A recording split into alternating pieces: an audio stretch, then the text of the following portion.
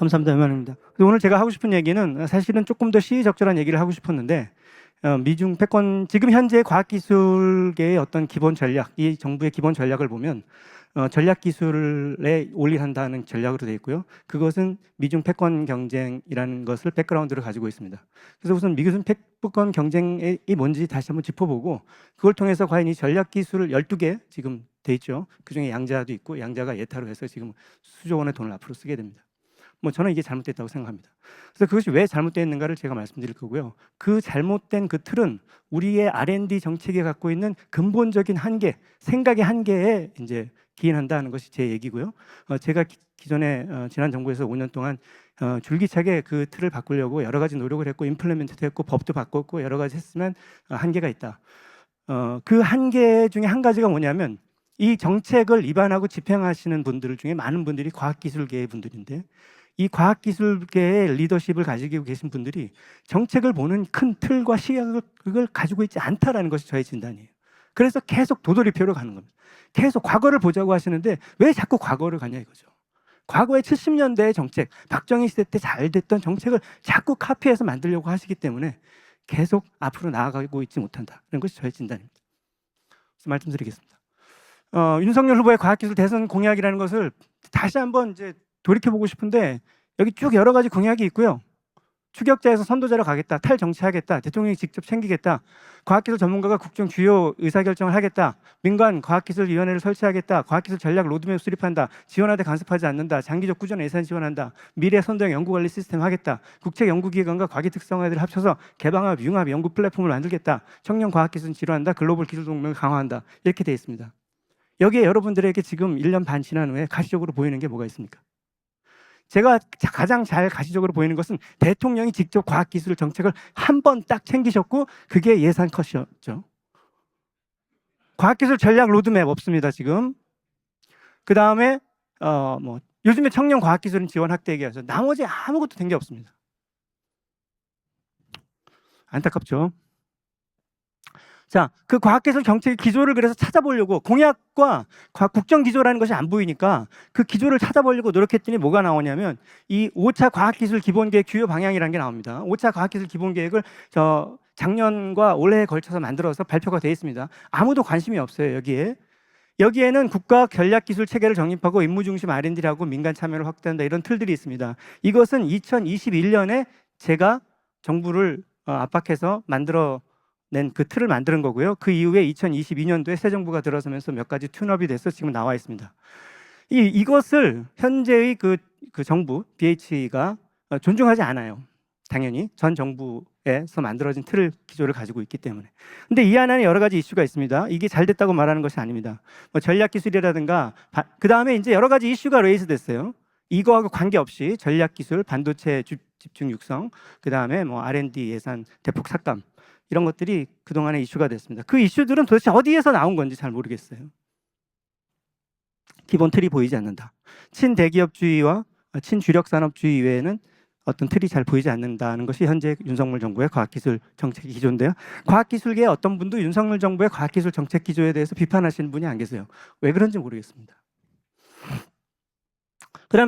그래서 그 전략기술이 만약에 윤석열 정부의 기본 전략 기조라고 하면 이것의 본질은 미중 기술 패권 경쟁인데 이것이 과학기술 이슈에 해당되는가를 살펴보겠습니다. 우선 이것은 2018년 중국 통신장비에 대해서 첨단 기술 품목 관세 부과로 시작해서 2019년 화웨이 통신기술의 사용금지 명령을 내렸고요. 그 외에 여러 가지 조치들을 미국 행정부가 트럼프, 바이든 정부의 일관되게 지금 계속 해오고 있고요. 대중 의존 기술 자체를 동맹 내에서 확보하려고 하고 대중 의존의 핵심 품목을 미국 국내에서 생산하려고 하고요. 리쇼어링, 대중 이전의 원자재 등의 대체 공급망을 확보하려고 한다. 그래서 이것을 미국에서는 테크놀로지 워라고 부릅니다. 미국 산업의 경쟁력과 대중 안보 문제 직결되어 있고요. 전 지구적으로 그래서 미국 산업의 경쟁력과 대중 안보를 강화하기 위하여 전 지구적으로 공급망을 미국 주도로 재편하려고 시도했고 상당히 성공적으로 되어 있다. 그것을 통해서 현재 미국 산업의 경쟁력은 지난 저희가 생각하는 어떤 시대에 보는 것보다도 미국 산업의 경쟁력이 강합니다. 이 이노베이티브 컴퍼니 리스트를 보세요. 보스턴 컨설팅에서 본 여기에 쭉 미국 회사들이 다 우리가 아는 애플, 테슬라, 아마존, 알파벳, 마이크로소프트, 마데나 등이 있고요. 한국 회사 여기 삼성이 7위에 가 있고요. 그 바로 밑에 화웨이와 BYD가 있습니다. 미국이 이런 인위적인 공급망 재편과 시장 재편을 시도하는 이유는 이 회사들 때문이죠. 이 회사들이 미국의 경쟁력을 위협하고 있다. 또 안보도 위협하고 있다라고 생각하는 것이고, 이것은 통상 외교 정치적인 문제이다. 그리고 5가지 품목을 정했습니다. 메이저 품목을 통신, 부품, 반도체, 2차 전지, 전기차, AI. 그래서 이러한 주요 품목에 대해서 주요 원자재 부품으로의 중국으로부터 조달을 제한하겠고요. 국내 우리나라 회사들에도 이것이 영향을 미치는 거죠. 그래서 우리나라가 중국으로부터 어떤 특정한 원자재나 부품을 수입할 수가 없습니다. 또 우리나라가 특정한 품목에 대해서 중국 시장에 판매를 할 수가 없어요. 우리나라가 중국에도 특정한 산업이나 특정한 공장, 기술에 관련된 공장을 신설하거나 협업할 수가 없습니다. 또 미국한테 우리가 어떤 품목을 팔고자 할 때 또 제한이 걸려요. 중국에서 오는 원부자재를 포함할 수가 없게 돼 있고요. 특정 국내 생산 품목의 미국 수출 시에 고액 관세가 이제 부과되고요. 전기차 등에서 볼 수 있는 것처럼 특정 국내 생산 품목의 경우에도 이분 미국 수출 시에 보조금에서 차별을 우리가 이미 겪고 있습니다. 유리한 측면이 있고 불리한 측면이 있습니다. 제가 묻고 싶은 것은 이것이 R&D 이슈인가입니다. R&D 이슈인가?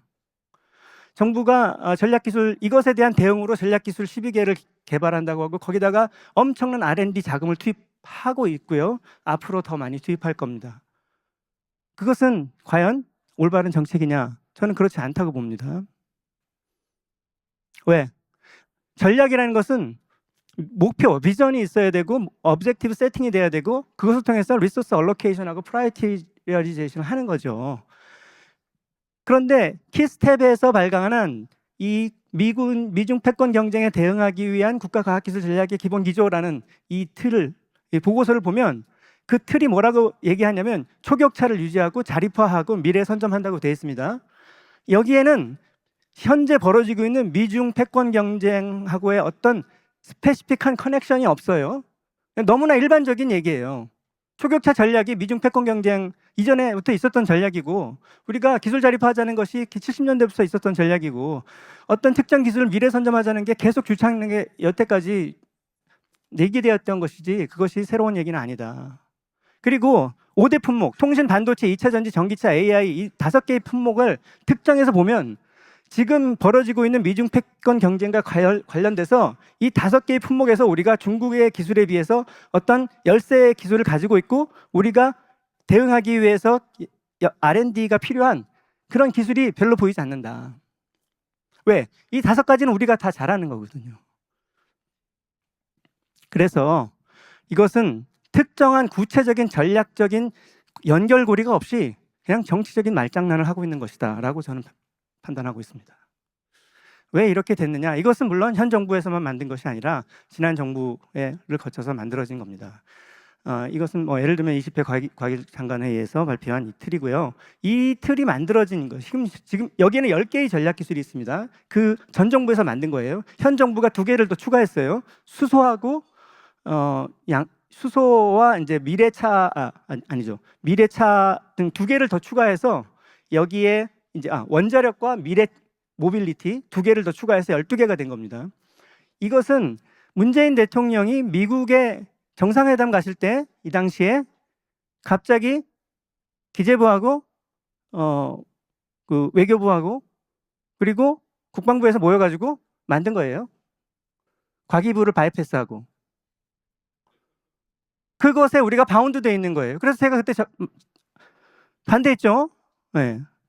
이것은 안보 전략 그리고 경제 전략 예전에 주력산업, 신산업, 주력산업 더 키우고 신산업 창출하겠다 이런 틀에서 하나도 벗어나지 못한 형태의 과학기술 전략을 가지고 있는 것이다.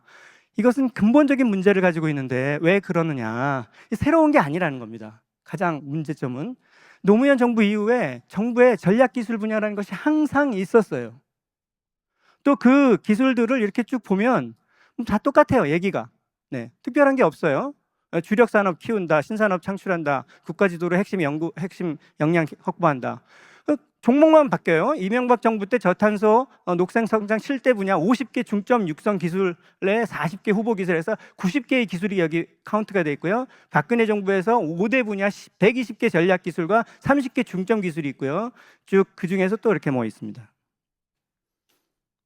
문재인 정부 1기에서는 8대 혁신성장 분야라고 했고요. 이건 김동연 현 지사가 만든 겁니다. 그 이후에 김동연 본인이 13대 분야로 해서 쭉 초연결 진흥화, 스마트 공장, 스마트팜, 핀테크, 에너지 산업, 스마트 시티, 드론, 자율주행차 이런 것들 열고 했고요.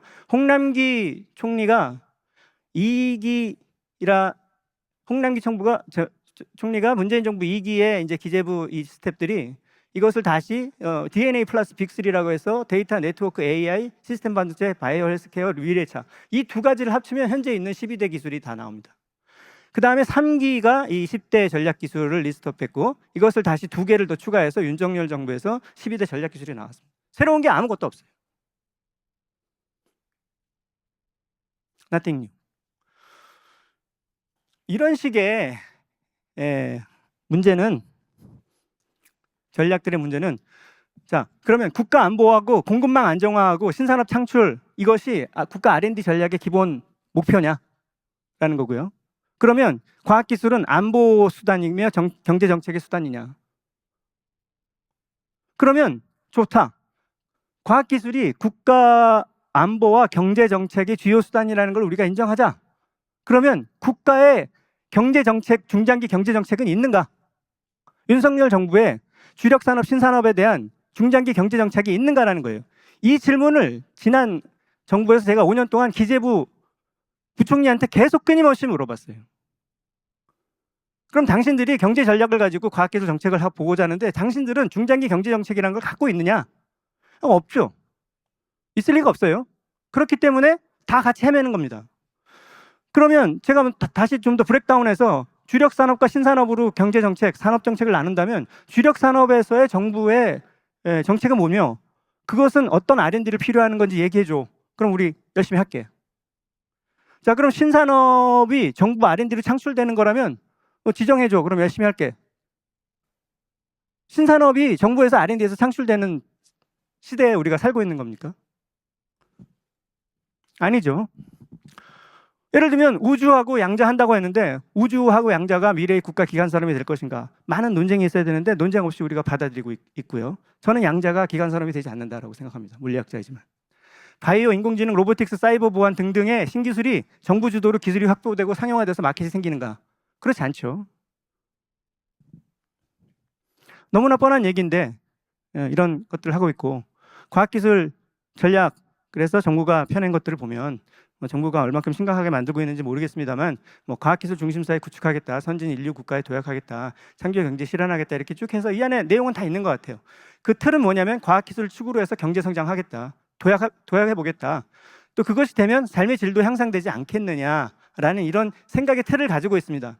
그런데 과연 우리가 그러면 이것을 목표라고 했을 때 경제적인 도약과 삶의 질 향상을 과학기술 정책의 목표라고 했을 때 그것을 목표를 구현할 수 있는 주요 전략들을 가지고 있는가?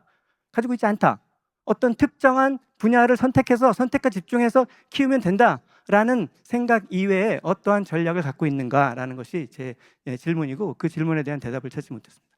우선 경제 정책의 관점에서 R&D 정책을 보겠습니다. 이노베이션 이코노미는 이 책이 이제 텍스트북입니다. 이것은 신곤조주의 경제학에 비해서 정부와 제도, 혁신 주체의 역할을 중시합니다. 그런데 한국의 혁신 역량을 보겠습니다. 블룸버그의 이노베이션 인덱스 제가 늘 지켜보고 있는 것인데 한국은 이 블룸버그 이노베이션 인덱스에 늘 1등입니다. 최근 5년간. 자, 글로벌 이노베이션 인덱스 올해 것이 발표가 됐는데 탑 10 most innovative country에 우리가 10등, 7등, 8등, 9등 항상 이 정도의 랭크가 됩니다. 우리가 혁신 역량이 굉장히 높은 나라예요. 그런데 영역별 혁신 역량이라는 걸 보면 잘하는 데가 있고 여기 등수가 쭉 있어요. 영역별로 브렉다운해서 잘하는 데가 있고 못하는 데가 있습니다. 잘하는 데는 기업 영역이라든가 R&D 영역 다 잘하는 걸로 돼 있고요. 못하는 게 제일 두드러지는 게 뭐냐면 이겁니다. 정부 영역, institution. 그 다음에 마켓, sophistication 이게 약해요. 그럼 제일 못하는 게 뭐냐면 정부가 못하기 때문에 국가의 핵심 R&D 역량, 국가의 이노베이션 역량을 까먹고 있는 거예요.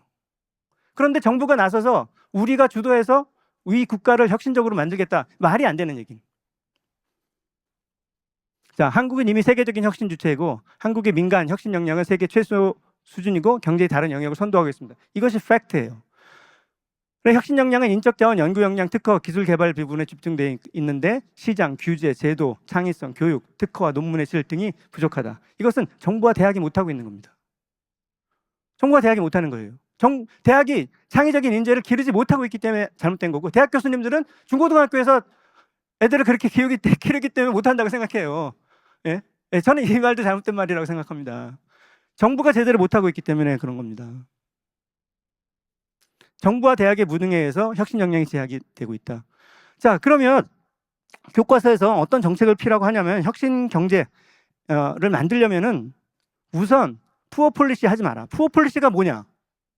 예, 인더스트리얼 폴리시, picking up and championing specific technology and or forms. 이게 우리가 하고 있는 거예요.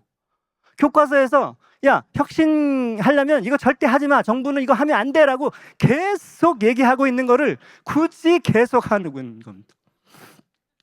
이런 정부를 도대체 본 적이 없어요. 이런 국가를. 심지어 과학기술계의 혁신 주체들이라고 하시는 분들도 신문에나 정부에 가시든지 항상 하시는 얘기가 이거예요. 선택과 집중하라. 본인들이 70년대 얘기를 하고 있는 걸 몰라요. 자, 이거와 구별되는 이노베이션 폴리시라는 것은 책에 써 있어요. 자, 사이언스 열심히 하고, 에듀케이션 열심히 하고, 자, 텍 트랜스퍼 열심히 제도적으로 잘 정비하고, 어떤 테크놀로지를 정부가 지원한다면은 브로드하게 넓게 펼쳐서 지원하라라는 것이 독트린입니다. 이걸 좀 했으면 좋겠습니다. 짧게 줄이겠습니다. 자, 그러면 그렇게 해서 혁신 경제를 만드는 이런 틀을 우리가 가지고 있으면 그것으로서 끝나는 것인가? 이건 아니라고 생각합니다. 이거는 제가 문재인 정부 2기 이후에 정부 전체에 대해서 계속 메시지를 발신하고 있는 건데 이제 잘 안 되고 있는 겁니다. 1기 동안은 제가 그 앞에서 했던 거 학생들 창의적인 인재 기르고 이제 브로드 테크놀로지, 사이언스 키우는. 그러면 어떻게 해야 됩니까? 연구비를 많이 나눠줘야 되는 거죠. 연구비를 넓게 뿌려서 기초 연구하시는 분들 쫙 나눠주고 어떤 특정한 분야 집중해서 막 이렇게 하는 이런 걸 하지 말아야 되는 거예요. 자, 그러면 유럽의 100 빌리언 유로를 쓰는 호라이즌 유럽 프로젝트, R&D 프로젝트의 가이드라인이라는 걸 살펴보겠습니다. 이걸 보면 좀 창피해져요. 호라이즌 유럽의 가이드라인 1. They want to tackle climate change. They want to achieve through science and technology UN's Sustainable Development Goal. They want to boost industrial competitivity and growth. They want to promote excellent science. 이 중에 저 색깔 칠하는 저 부분만 우리가 집중하고 있는 거예요. 그것을 잘못된 방법으로. 그런데 UN이 지정한 Sustainable Development Goal이라는 것은 가난, hunger, health, high quality education, 기타 등등 즉 inequality, problem, 인류가 직면한 다양한 주요 과제들이 다 총망라되어 있습니다. 유럽은 인류의 그 문제를 해결하기 위해서 고민하는데 우리의 R&D 시스템은 그런 고민이 없다. 국가의 문제도 여기에 접목되어 있어요. 예를 들면 저출생, 이 국가의 최대의 위기인데 이것에 대해서 우리가 어떻게 대응할지 아무런 생각을 하시는 분이 없습니다. R&D에서는 최소한. 그래서 보다 담대한 시야가 필요하다. 연구비 배분에만 몰입해가지고는 얘기가 안 된다라는 게 제가 말씀드리고 싶은 겁니다. 산업정책, 70년대식의 산업정책을 버리고 주력산업, 신산업 이 프레임 이제 그만 좀 버리고 혁신 정책의 틀로 최소한 들어가야 됩니다. 혁신 정책의 틀이라는 거는 외국은 다 가지고 있는, 유럽에서 이미 15년, 20년 전에 다 포뮬레이트 돼 있는 건데 아직 그걸 못 가고 있는 겁니다. 이러다 보니까 계속 혁신은 미국이 주도하게 되는 겁니다. 스마트폰, 이동통신 플랫폼, 컴퓨팅, 전기차, 신약. 다시 한번 이 회사 리스트를 보십시오. 다음에 한 가지 저희가 또 생각해야 될 게 있습니다. 경제를 넘어서는 인류 사회와 국가의 지속 가능한 발전을 위한 정책 목표, 국가의 전체 비전과 목표가 있어야 되는 것이고 그것에 입각한 과학기술계의 미션이라는 것이 부여받아야 되는 겁니다. 그것을 제가 인무지향형 혁신 시스템이라고 해서 지난 3년 전부터 얘기하고 있습니다. 자, 미중 패권 경쟁에 대응하기 위한 구체적인 과학기술 전략은 현재는 없습니다. 아무리 찾아봐도 없어요. 10대 또는 12대 전략기술이라는 것은 기존에 30년 동안 해왔던 또는 박정희 시대 이후에 지난 60년간 해온 구시대적인 산업정책의 연장일 뿐이다. 그것이 잘 워킹했던 시대가 있고요. 이제는 버려야 됩니다. 진작에 버렸어야 돼요. 그래서 구체적으로는 특정 기술을 선정해서 지원한다는 것은 이것은 과학기술 정책이 될 수가 없습니다. 이것은 실패한 정책이에요. 자, 그래서 이런 식의 추격형 산업 정책을 계속 유지하면서 퍼스트 팔로워가 되겠다고 하는 것은 이거는 모순이다. 이건 말이 안 된다.